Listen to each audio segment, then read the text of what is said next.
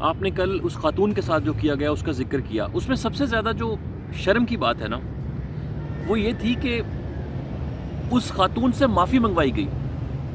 حالانکہ غلطی دوسرے لوگوں کی ہے، سمجھنے میں غلطی دوسرے لوگوں کو ہوئی ہے، ان کو اس خاتون سے معافی مانگنی چاہیے تھی جس کو ہراس کیا۔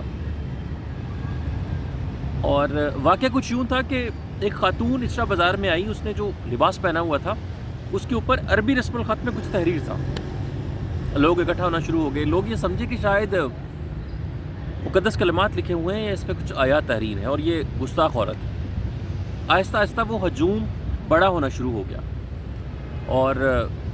جیسے جیسے ہجوم بڑا ہو رہا تھا، ہجوم کے اندر سے جو ویڈیوز آئی ہیں اس میں سے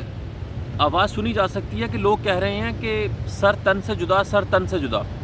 آپ سمجھ لیں کہ اس کا جو پہلا فکرہ ہے وہ آپ مجھ سے زیادہ بہتر سمجھ سکتے ہیں۔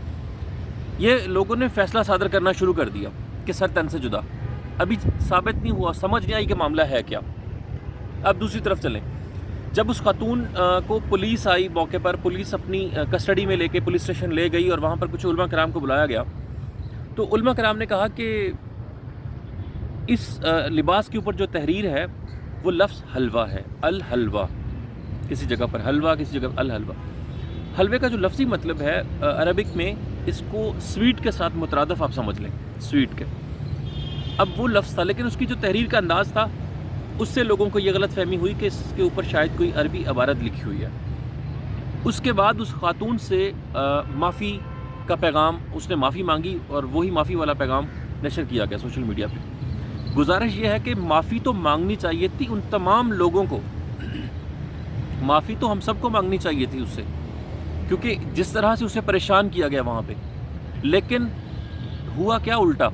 اسی سے معافی منگوائی گئی۔ اصل میں ہم شعوری طور پہ چیزوں کو سمجھنے کی کوشش نہیں کرتے، ہم ریئیکٹ کرنا بہت جلدی شروع کر دیتے ہیں۔ اسی طرح میں یہ واقعہ تو کلیئر کر دیا، اسی طرح ایک اور جو واقعہ ہے وہ بھی میں آپ کے سامنے رکھتا ہوں۔ بنگلہ دیش کے اندر لوگ نا دیواروں کے ساتھ باز نہیں آتے تھے، انتظامیہ کی طرف سے منع کیا گیا کہ آپ دیواروں کے ساتھ پیشاب نہ کیا کریں، لیکن لوگ باز نہیں آتے تھے۔ انہوں نے اپنی مقامی زبان میں انگلش میں بھی لکھوایا، لیکن لوگ باز نہیں آ رہے تھے۔ پھر کسی نے مشورہ دیا کہ آپ یہی عبارت کہ یہاں پیشاب کرنا منع ہے، آپ یہ عبارت لکھوا دیں